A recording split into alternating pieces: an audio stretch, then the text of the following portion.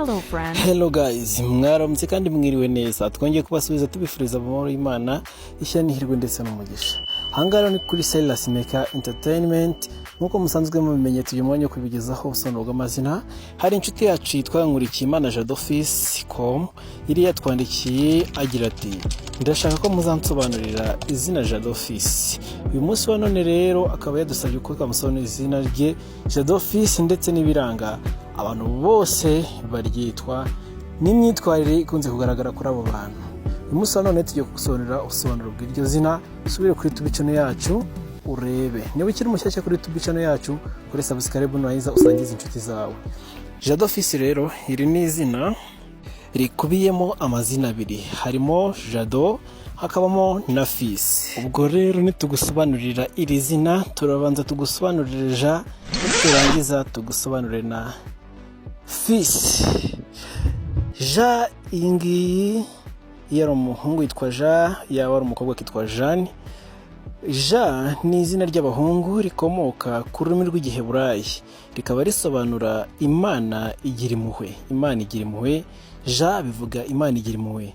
Baja bakunze kurangwa no kumenya vuba, barakora cyane kurusha kuvuga, bagira umutima w'impuhwe, bazi gutanga amakuru kandi bagaragaza amarangamutima yabo.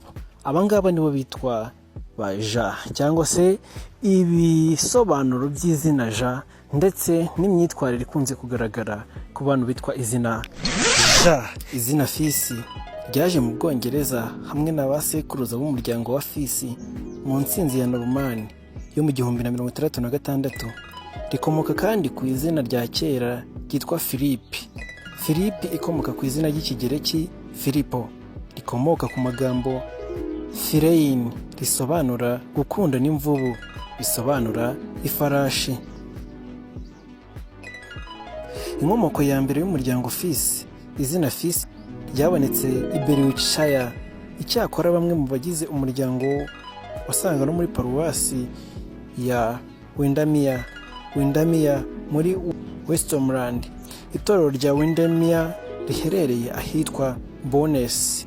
Ni inyubako yoroshye kandi yubahwa, aho idirishya ry'iburasirazuba ry'ibirahure byanditseho ko byazanwe na Vanessa B. Hari inzibutso nyinshi z'amatsiko z'umuryango wa Filippo zigeze kuba nyiri Leyridge, Karigath n'inziga ndetse no mu nzibutso z'iki gihe.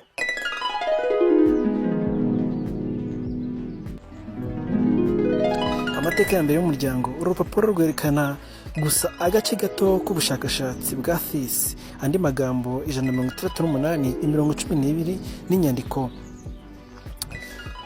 akubiyemo imyaka 1296, 1305 na 1450 yashyizwe mu minsi insanganyamatsiko. Amateka ya mbere ya Fils mu mateka yacu yose yaguye ya PDF yaguwe hamwe n'ibicuruzwa byacapwe aho bishoboka hose.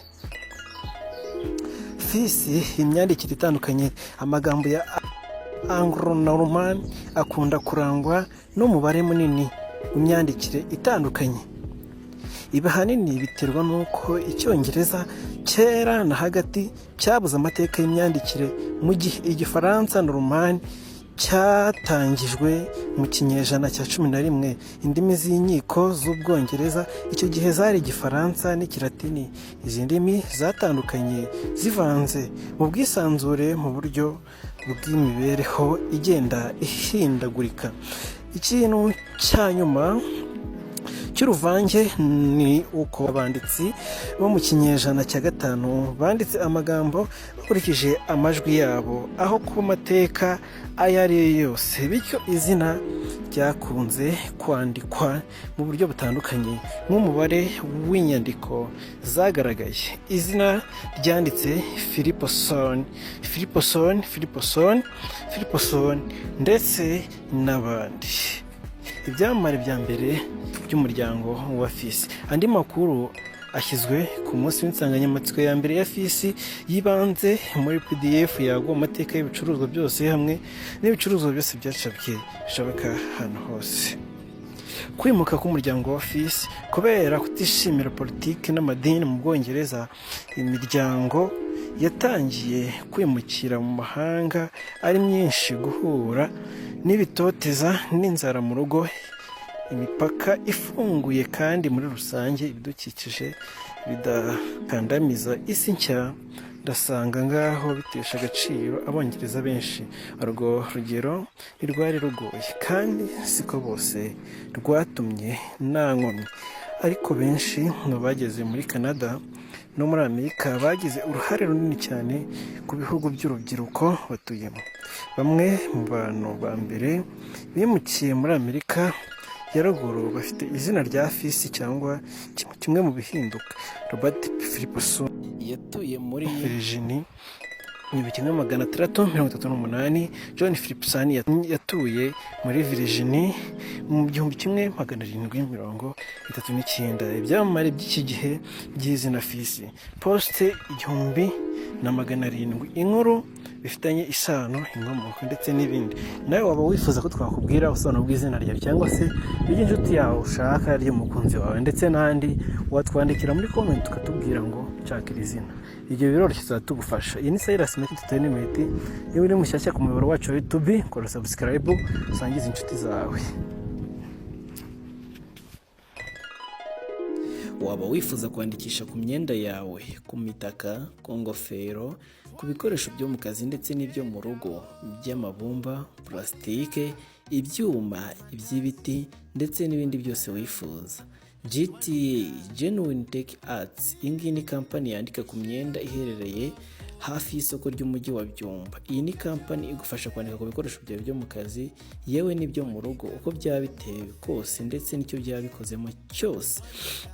Iyi kampani rero ku bindi bisobanuro wahamagara kuri 0786 38 866 cyangwa se 0794 52 542. Bakorera Igicumbi, Ibyumba mu mujyi hafi y'isoko ry'umujyi wa Byumba. Ku bindi bisobanuro rero ushobora no kubasanga ku mbuga zigiye zitandukanye, baba kuri WhatsApp wabandikira kuri izi nimero uri kubona kuri screen yawe, baba kuri YouTube channel, kuri TikTok ndetse no kuzindi mbuga ushobora kubakurikira ukabona ibisobanuro byimbitse bitewe n'icyo ushaka kugeraho. GTA Genuine Tech Arts.